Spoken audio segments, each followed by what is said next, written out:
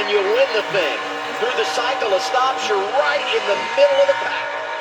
Oh, and it's so easy for someone to make a mistake right here. See, that outside line is making some progress. You see Friesen up there leading Ryan Reed.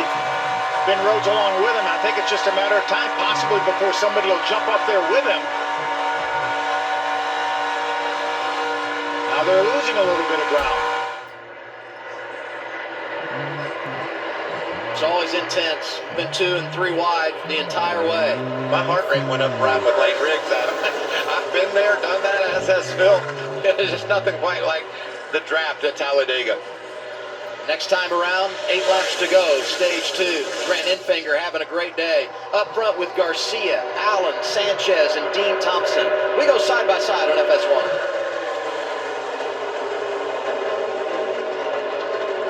Hey race fans, I know how now and enter to win $10,000 worth of Craftsman products and an all-new 2024 Toyota Tacoma. Okay, that was it. Whole commercial. Now get back to the race. Seriously, get back to the race. That was fast. Enjoy. You can thank me later. You like watching things get broke? Managed the front of the field there. Obviously, Nick was able to get side by side with him, but he was jumping from the inside line to the outside line to try to keep both lanes behind him. Now he's dead even with Sanchez. You know, we talked earlier in qualifying about getting track position and controlling the race. This is a perfect example of a driver controlling the race, what Grant Enfinger is doing here at Talladega. Now, will it work all the way to the finish? Time will tell, but he's done a great job thus far. Talladega has not been good to playoff drivers. Not only have they never won here, the most we've had finish in the top 10 ever is 5. 6 playoff drivers in the top 10 right now, and they look good at the front. But look outside in that second row in the outside lane. That's Connor Zilic in the 7. Had never been to this place, and boy, has he been so impressive in that 7 for Spire. Nothing that young man is doing is surprising to me. We've seen him dominate in the ARCA Series in the races. Went to Michigan for his first ever intermediate start. Won that race. He's won the 24 Hours of Daytona, the 12 Hours of Sebring. It's just amazing what that youngster is able to do. There's a 17. I wanted to show you him because look at this snarling pack coming at him. And this 17 is a fast truck. He's going to want to make sure he tries to blend and get ahead of Johnny Sauter. Can he do it, and can they avoid crashing? Well, we need to guard that 16. We need to stay ahead of him if we can.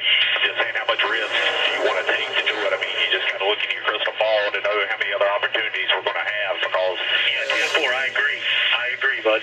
That's the question I just posed. How do you go about getting in line and getting ahead of Johnny Sauter? I think he's got to hug the bottom and use that lane in order to try to get where he wants to be. I think if he stayed on the outside, both lines would just drive by him. I think you're exactly right, Michael. Try to stay in the bottom. If he stays in the middle now, that could cause some really havoc. And the spotter is helping him make that decision. I like the bottom. Just like we saw Eckes last year, the bottom would have been a safer route. Sometimes you got to take a chance. I think he's going to stay down there, though. Yeah, Sauter, the first truck, 1 lap down, but he's right in the middle of the draft, and he, like so many others, should go right by the 17. Here it is, 2.5 to go, and they split him. Right in the middle. And he's got to keep his eye on that 16 truck. Maybe by the time the 16 of Johnny Sauter gets there, he will be back up to pace, and it looks like he is up to pace. Oh, and Matt Mills tries to get in a hole that's not there. Matt Mills, nearly sideways, hangs on to He was it in the sideways. trail, And there they go. There they can't go. hang on. Nick Sanchez Watching around. out for the second time today. No First time damage, for don't look like, incident. but And I Ben said Rhodes. Sanchez can't hang on, but boy, he brought it around in a much better And position Purdy. than I thought he would. Got The some 99 pretty Ben significant Rhodes, damage. The 77 is Chase Purdy. There's Sanchez. You can see damage on that right side, left front. Yep, Sanchez, I'm gonna tell you Purdy, what, and Connor Zilic Rhodes got the worst of it. did a nice Rhodes, job Sanchez. avoiding major contact. And again, that's Chase it's Purdy, Nick relative Sanchez, to Taylor Ben Gray Rhodes trying out to of get it. back in line, but he didn't do anything wrong. No. He had to be somewhere. And it just disrupted things at the front of that pack. And we saw how on the edge of control everyone was anyway. Yeah. And when that went wrong, when they had to deal with that, trucks just got out of whack. Pretty well executed by Taylor Gray, who has scored the first truck 1 lap down. My frame's bent. And should That's get it. the free pass Just like my here. truck. And this Right in caution the same will end our exact second spot. stage.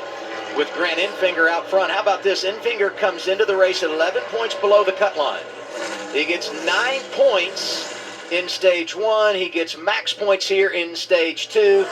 It's his second stage win of the year, and the first time he's done it in the playoffs. Let's go back and watch what unfolded. Matt Mills right there. And this is where it all begins.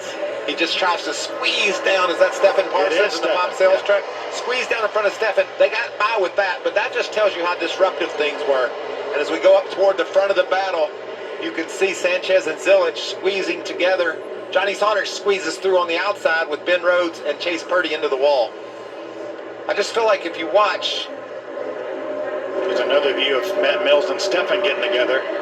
Nice save by Matt Mills after that contact. The shove gone wrong right in the middle of travel.